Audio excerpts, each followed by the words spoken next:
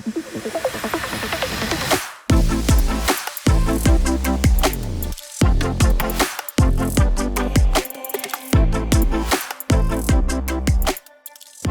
want to appreciate that you made the time to be with us today.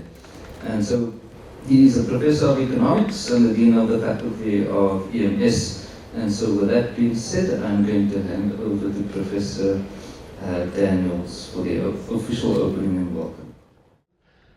So what I've been fascinated by is really just how diverse our business school and School of Public Leadership, both on this campus, are with respect to the curriculum offerings they have, with respect to their approach to teaching and learning. I found it incredibly innovative, and I think that today's symposium is an example of that. So welcome to this symposium. I've been told it's not a conference. It was designed, as Armand had informed me, initially as a pilot to see what it would be like to bring all of these stakeholders together, and it grew from there. So there was clearly an organic demand for what is a packed program and a very distinguished set of speakers that you have today.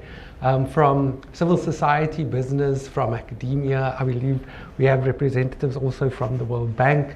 And so there's a high level of attendance here.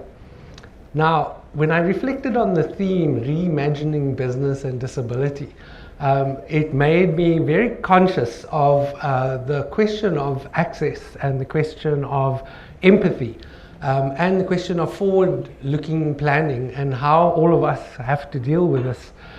Yesterday, as many of you may know, was UNESCO's World Futures Day. It was designed and came about in 2021 partly to think about what futures mean, how they are shaped. And this was primarily due to a range of circumstances around climate change, technology, etc. But it also brought into focus this idea that if we don't plan ahead and anticipate what our needs will be as a society, we can very quickly find ourselves without the ability to engage and have everybody meaningfully engaged in our societies, in our workplaces, and in this absence of planning, sort of keep reinforcing environments that don't work for us in the long term.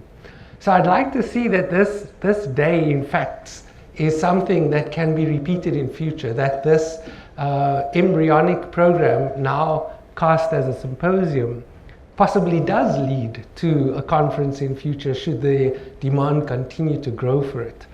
Because I think that it's precisely these kinds of efforts that show some organic growth that then need to be built into a more sustainable future sense of planning, sense of funding, and sense of organization. So one of the things that I also wanted to reflect on a little bit was the fact that, being very intentional about disability in business or disability in the workplace more general is something that I think for a long time has not been given the kinds of emphasis that it needs to be. I think government has recently done a much better job of this. And now we're needing the private sector, we're needing business schools, we're needing this idea of visionary leadership all to come together so that we can in fact find more complementary initiatives in this respect. I'm very pleased therefore that several of Armand's MBA students are here and sort of former alumni of this program.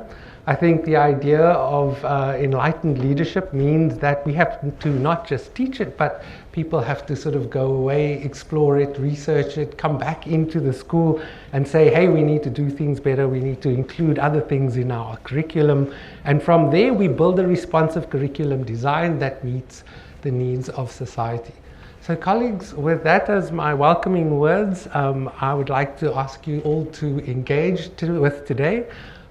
This whole idea of engaging with the speakers, voting for them, is designed to keep you busy and to keep you active and thinking about what's happening in each of the sessions.